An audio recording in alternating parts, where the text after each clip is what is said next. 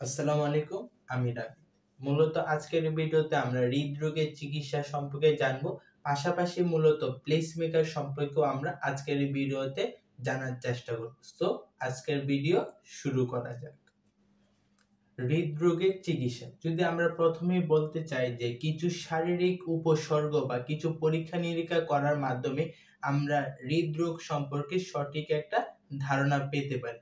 এখন কোন কোন পরীক্ষা করার মাধ্যমে আমরা হৃৎপিণ্ডের অবস্থা বা হৃদরোগের অবস্থা জানতে পারি বা হৃদরোগ সম্পর্কে জানতে পারি, সেই সব পরীক্ষা সম্পর্কে এখন আমরা জানবো। প্রথমে যদি আমরা দেখি এক্স-রে বা এক্স-রে বাংলা হচ্ছে রঞ্জন রশ্মি। এক্স-রের মাধ্যমে আমরা হৃৎপিণ্ডের অবস্থা সহজেই জানতে পারি। ইসিজি, এই ইসিজি পূর্ণরূপ মূলত কি হবে? ইলেকট্রোকার্ডিওগ্রাম। এই ইসিজি এর পূর্ণরূপ হচ্ছে ইলেকট্রোকার্ডিওগ্রাম। এর মাধ্যমে কি করা যায় বা এই পরীক্ষা করার মাধ্যমে আমরা হৃৎপিণ্ডের প্রাথমিক রোগ নির্ণয় করতে পারি। এনজিওগ্রাম, হৃৎপিণ্ডের রক্তনালীতে ব্লক আছে কিনা তা জানা যায় মূলত এনজিওগ্রাম পরীক্ষা করার মাধ্যমে। এমআরআই, এই এমআরআই এর পূর্ণরূপ হচ্ছে ম্যাগনেটিক রেজোন্যান্স ইমেজিং। কি? এই এমআরআই এর পূর্ণরূপ হচ্ছে ম্যাগনেটিক রেজোন্যান্স ইমেজিং। এই এমআরআই পরীক্ষাটা যদি আমরা করি তাহলে আমরা হৃৎপিণ্ডের পেশির অবস্থা সম্পর্কে জানতে পারবো। ইটিটি, এই ইটিটি হচ্ছে এক্সারসাইজ টলারেন্স টেস্ট, অর্থাৎ যখন আমরা পরিশ্রম করি বা ব্যায়াম করি, ব্যায়াম করারত অবস্থায় যে পরীক্ষাটা করা হয় এটা কি মূলত ইটিটি বলে। ইটিটি পরীক্ষা করার মাধ্যমে আমরা হৃৎপিণ্ডের কার্যক্ষমতা, অর্থাৎ হৃৎপিণ্ড কি সঠিকভাবে কাজ করছে কিনা বা হৃৎপিণ্ড কাজ করার সময় কোনো বাধা বিপত্তি বা কোনো প্রতিবন্ধকতা অনুভব করছে কিনা সেই জন্য মূলত ইটিটি পরীক্ষাটি করা হয়। তাহলে আমরা কি বলছি যে ইটিটি পরীক্ষা করার মাধ্যমে হৃৎপিণ্ডের কার্যক্ষমতা সম্পর্কে জানা যায়। বিএনপি এর পুনরূপ হচ্ছে ব্রেন নিউট্রিক পেপটাইড। বিএনপি এর পুনরূপ কি? Brain natriuretic peptide. এর মাধ্যমে এই পরীক্ষাটি করার মাধ্যমে বা বিএনপি পরীক্ষাটি করার মাধ্যমে আমরা হার্ট ফেলিওর সম্পর্কে জানতে পারি এবং টপোনিয়ন 1 এর দ্বারা আমরা কি জানতে পারি? হার্ট অ্যাটাক সম্পর্কে আমরা জানতে পারি। এখন আমরা হৃদরোগের চিকিৎসা সম্পর্কে জানলাম। পরবর্তী স্লাইডে আমরা প্লেসমেকার সম্পর্কে জানব। প্রথমে যদি আমরা প্লেসমেকারের সংজ্ঞায় যাই, হৃদস্পন্দন সৃষ্টি ও নিয়ন্ত্রণের জন্য যে কম্পিউটারের যন্ত্র, কোন ধরনের যন্ত্র? যে কম্পিউটারাইজড যন্ত্র মানব দেহে বা দেহে ব্যবহার করা হয় তাকে প্লেসমেকার বলে। এখানে যে আমরা প্লেসমেকারের সংজ্ঞাটা দিয়েছি, মূলত এখানে কৃত্রিম প্লেসমেকারের সংজ্ঞাটা দেওয়া হয়েছে।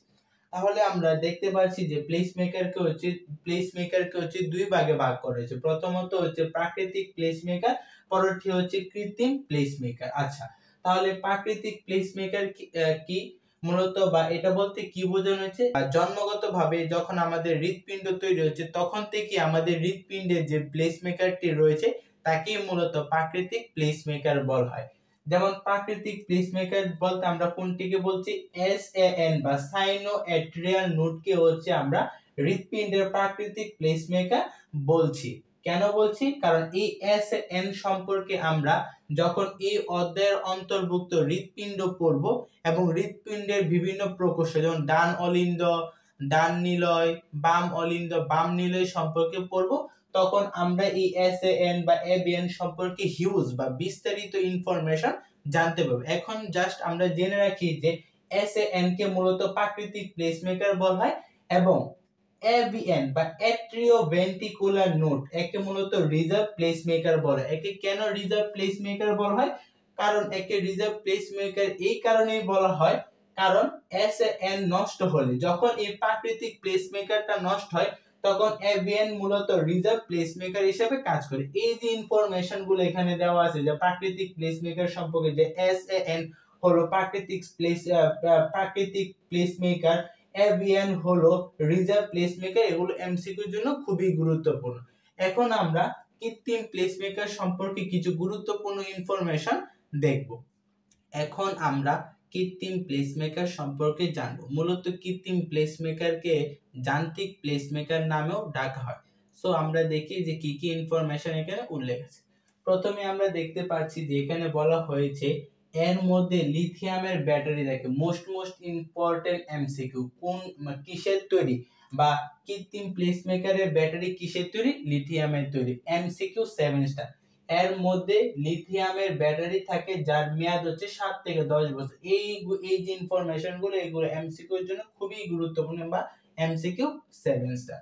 পরবর্তীতে হচ্ছে কম্পিউটারের জেনারেটর থাকে এবং এই যে আমরা লিথিয়ামের ব্যাটারি ইউজ করছি সেই লিথিয়ামের ব্যাটারি কি করে এই কম্পিউটারের জেনারেটরের মধ্যে শক্তিটা স্থানান্তর করে। তার পরবর্তীতে হচ্ছে সেন্সর যুক্ত তার থাকে, এই সেন্সর যুক্ত তারকে কি বলে? ইলেকট্রোড বলে এবং এই তারকে মূলত আমরা কি বলতেছি? লিড বলতেছি। এবং এই তার কয়টা থাকে? একটা কৃত্রিম প্লেসমেকারের মধ্যে তারের থাকতে পারে, একটাও থাকতে পারে, দুটাও থাকতে পারে বা তিনটাও থাকতে পারে। যে রেঞ্জ দেওয়া আছে তার থেকে 1 থেকে 3টি। কৃত্রিম প্লেসমেকার বসাতে কতক্ষণ সময় লাগে? 30 মিনিট থেকে 1 ঘন্টা সময় লাগতে পারে। এখন অনেকের প্রশ্ন আসতে পারে যে কৃত্রিম প্লেসমেকার লাগানোর সুবিধা কি? অর্থাৎ আমরা কেন লাগাইতেছি কৃত্রিম প্লেসমেকার? মূলত আমরা পূর্ববর্তী স্লাইডে দেখেছিলাম SAN বা সাইনো অ্যাট্রিয়াম নোড, এটা হচ্ছে প্রাকৃতিক প্লেসমেকার। এই যে প্রাকৃতিক প্লেসমেকার এটা হচ্ছে আমাদের হৃৎপিণ্ডের ডান অলিন্দে অবস্থিত। যদি আমি এখানে একটা হৃৎপিণ্ড আঁকি বক্স করে, হৃৎপিণ্ড মূলত আমি কিভাবে সহজে মূলত আঁকতে হয় তা আমি একটা ভিডিওর মাধ্যমে শেয়ার করব। এখন জাস্ট বোঝানোর জন্য আমি এভাবে আঁকছি। যে ধরলাম একটা বক্স, এই বক্সের মাধ্যমে আমরা এটাকে 4টা প্রকোষ্ঠে ভাগ করলাম। এটা হচ্ছে ডান অলিন্দ, এটা হচ্ছে মূলত কি হবে? ডান নিলয়। এটা হচ্ছে ডান অলিন্দ, এটা হচ্ছে ডান নিলয়, এটা হচ্ছে বাম অলিন্দ, এটা হচ্ছে বাম নিলয়। এই যে ডান অলিন্দ, এই ডান অলিন্দের মধ্যে হচ্ছে সাইনো অ্যাট্রিয়াম নোড বা হচ্ছে SAN অবস্থিত। SAN এই ডান অলিন্দ বা অ্যাট্রিয়ামের মধ্যে SAN বা প্রাকৃতিক প্লেসমেকারটি অবস্থিত। এই প্রাকৃতিক প্লেসমেকারটি কি করে? হৃদস্পন্দন সৃষ্টি করে। এই হৃদস্পন্দনকে সে মূলত হৃৎপিণ্ডে প্রেরণ করে। যখনই হৃৎপিণ্ড এই হৃদস্পন্দনটা পায় তখনই সে মূলত এইভাবে হার্টবিট করতে থাকে এবং এই হার্টবিটটা করতে তার প্রায় 0.8 সেকেন্ড হচ্ছে সময় লাগে। এখানে SAN যদি মূলত কি হয়? অকার্যকর হয়ে যায় তখন আমাদের হৃদস্পন্দন সঠিকভাবে সম্পূর্ণ হয় না, ফলে সে সারা দেহে রক্ত ভালোভাবে সঞ্চালিত করতে পারে না এবং হৃৎপিণ্ডের যে রক্ত সঞ্চালনের যে স্বাভাবিক প্রক্রিয়াটি আছে তা ব্যাহত হয় এবং নানান ধরনের সমস্যা দেখা দিতে পারে। যাতে এই সমস্যাটাকে আমরা প্রতিরোধ করতে পারি এই জন্য হচ্ছে কৃত্রিম প্লেসমেকার মূলত বসানো হয়। এই যে এখানে বলা হচ্ছে যে লাগানোর সুবিধা কি? যে এটি বিপজ্জনক লং কিউটি সিনড্রোম বা LQTS কে কি করে? নিয়ন্ত্রণ করে। এখন আমরা তো এখানে মূলত 4টা প্রকোষ্ঠের কথা বললাম। একটা হচ্ছে ডান অলিন্দ, একটা হচ্ছে ডান নিলয়, একটা হচ্ছে বাম অলিন্দ, এই বাম নিলয়। এই যে 4টা প্রকোষ্ঠের মধ্যে এই যে তারগুলো যে প্রবেশ করছে, এখানে আমরা কি বলছিলাম? 1 থেকে 3টি তার। এই 4টা প্রকোষ্ঠে তারগুলো প্রবেশ করছে। এর উপর ভিত্তি করে কৃত্রিম প্লেসমেকার কয় ভাগে বিভক্ত হয়েছে তা আমরা জানব। আমরা দেখেছিলাম যে পূর্ববর্তী স্লাইডে কৃত্রিম প্লেসমেকারের মধ্যে 3টি তার ছিল বা 1 থেকে 3টি তার ছিল। এই তারকে লিড বলে। এখন এই তারগুলো হৃৎপিণ্ডের কোন কোন প্রকোষ্ঠে প্রবেশ করেছে তার উপর ভিত্তি করে আমরা প্লেসমেকারকে 3টা ভাগে বিভক্ত করেছি। এখন প্রশ্ন আসতে পারে যে হৃৎপিণ্ড তো আমি আমার ইউটিউব চ্যানেলে আপলোড করি। হ্যাঁ, এটার পরবর্তীতে আমরা মূলত হৃৎপিণ্ড সম্পর্কে আলোচনা করব। তাহলে যদি আমি একটা বেসিক আইডিয়া দিতে চাই, ধরলাম আমি এভাবে শর্টকাটে একটা হৃৎপিণ্ড আঁকলাম। আমাদের হৃৎপিণ্ড হচ্ছে 4টা প্রকোষ্ঠে বিভক্ত। তাহলে আমি 4টা প্রকোষ্ঠ আঁকলাম। এই যে এইটা হচ্ছে মূলত ডান অলিন্দ, এই প্রকোষ্ঠটা হচ্ছে ডান অলিন্দ, এই প্রকোষ্ঠ হচ্ছে ডান নিলয়, এই প্রকোষ্ঠ হচ্ছে বাম অলিন্দ এবং এই প্রকোষ্ঠ হচ্ছে বাম নিলয়। তাহলে আমরা যদি দেখি যে তার বিভিন্ন প্রকোষ্ঠে প্রবেশের উপর ভিত্তি করে আমরা প্লেসমেকারকে 3 ভাগে ভাগ করেছি। প্রথমে হচ্ছে এক প্রকোষ্ঠ প্লেসমেকার। তাহলে এক প্রকোষ্ঠ প্লেসমেকারের ক্ষেত্রে তারটা কোনটার ভিতরে প্রবেশ করেছে? এক প্রকোষ্ঠ প্লেসমেকারের ক্ষেত্রে তারটা হয় ডান অলিন্দে প্রবেশ করছে নতুবা ডান নিলয়ে প্রবেশ করছে। এখানে অথবা বুঝেছি। যদি ডান অলিন্দে প্রবেশ করে তাহলে ডান নিলয়ে প্রবেশ করবে না, আর যদি ডান নিলয়ে প্রবেশ করে তাহলে অলিন্দে প্রবেশ করবে। যে কোনো একটি। যেহেতু আমরা কিভাবে মনে রাখবো? এক প্রকোষ্ঠ, যেহেতু এক প্রকোষ্ঠ বলা হচ্ছে হয় তারটি ডান অলিন্দে প্রবেশ করবে নতুবা তারটি ডান নিলয়ে প্রবেশ করবে।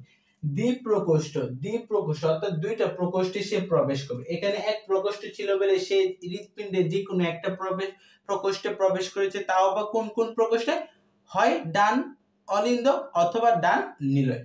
দ্বিপ্রকোষ্ঠ প্লেসমেকারের ক্ষেত্রে যে আমরা যে তারটা ব্যবহার করেছি তার হৃৎপিণ্ডের দুইটা প্রকোষ্ঠে প্রবেশ করবে। কোনটা কোনটা? ডান অলিন্দ ডান নিলয়। এখানে অথবা ছিল কিন্তু এখানে ও, তাহলে ডান অলিন্দ এই দ্বিপ্রকোষ্ঠ প্লেসমেকারটা প্রবেশ করবে এবং ডান নিলয় হচ্ছে দ্বিপ্রকোষ্ঠ প্লেসমেকারটি প্রবেশ করবে। পরবর্তীতে আছে ত্রিপ্রকোষ্ঠ প্লেসমেকার। এই ত্রিপ্রকোষ্ঠ প্লেসমেকারের ক্ষেত্রে তারটা কোন কোন ক্ষেত্রে প্রবেশ করবে? ডান অলিন্দেও প্রবেশ করবে, ডান নিলয়েও প্রবেশ করবে এবং বাম অলিন্দেও প্রবেশ করবে। সো এখানে যে ইনফরমেশন গুলো আছে এগুলো এমসিকিউর জন্য খুবই খুবই গুরুত্বপূর্ণ। পাশাপাশি আমরা যদি এইচএসসি কোয়েশ্চেন গুলো আমরা অ্যানালাইসিস করি তাহলে আমরা দেখব যে প্লেসমেকার মূলত কি প্রত্যেকটা সৃজনশীল বা প্রায় ম্যাক্সিমাম সৃজনশীল গুলোর মধ্যে ঘ নাম্বার বা মূলত এই প্রত্যেকটা সৃজনশীলের মধ্যে গ বা ঘ নাম্বারের ক্ষেত্রে যে প্লেসমেকার বেশিরভাগ হচ্ছে ঘ নাম্বারে হচ্ছে প্লেসমেকার সম্পর্কে জানতে চাওয়া হয়, এটা কিভাবে কাজ করে।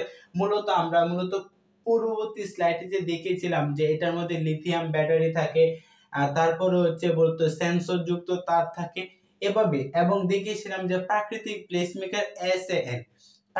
প্লেসমেকার এসএন মূলত হৃদস্পন্দন উৎপন্ন করে যা বিদ্যুৎ তরঙ্গ রূপে হৃৎপিণ্ডকে প্রেরণ করে। যদি কোনো কারণে এটা নষ্ট হয়ে যায় তখন মূলত অ্যাভিয়ান চালু হয়। অ্যাভিয়ানও যদি নষ্ট হয়ে যায় পরবর্তীতে আমরা কি করি যে এই কৃত্রিম প্লেসমেকারটা আমরা লাগাই ওই এসএন বা ডান অলিন্দে। এই ডান অলিন্দে মূলত আমরা কৃত্রিম প্লেসমেকারটা লাগাই, পরবর্তীতে সেটি হুবহু এই যে এসএন আমরা বলছি প্রাকৃতিক প্লেসমেকার, এটার কাজের হুবহু মূলত কৃত্রিম প্লেসমেকার করে এবং সেম টু সেম ওয়ে এসএন যেভাবে মূলত বিদ্যুৎ তরঙ্গ বা স্পন্দন তৈরি করে তা বিদ্যুৎ তরঙ্গ হিসেবে হৃৎপিণ্ডে প্রেরণ করত, এই প্লেসমেকারও সেম টু সেম একই ওয়ে মূলত স্পন্দন বা হৃদস্পন্দন সৃষ্টি করে বিদ্যুৎ তরঙ্গ রূপে হৃৎপিণ্ডে প্রেরণ করে, ফলে হৃৎপিণ্ডের স্বাভাবিক ক্রিয়া মূলত বজায় থাকে।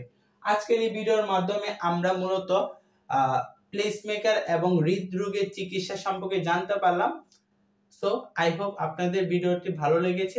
যদি ভিডিওটি ভালো লাগে অবশ্যই লাইক করবেন, শেয়ার করবেন এবং সাবস্ক্রাইব করে দিবেন এবং আপনাদের মতামত কমেন্ট বক্সে জানিয়ে দিবেন। যদি হয়তোবা আমার আরো কোনো কিছু ইমপ্রুভ করা লাগে আমি অবশ্যই করব। ভুল ত্রুটি আমারও হতেই পারে, যেহেতু আমি মানুষ, ক্ষমা সূচক দৃষ্টিতে দেখবেন। সো আজকের মতো ভিডিও এখানে, আল্লাহ হাফেজ।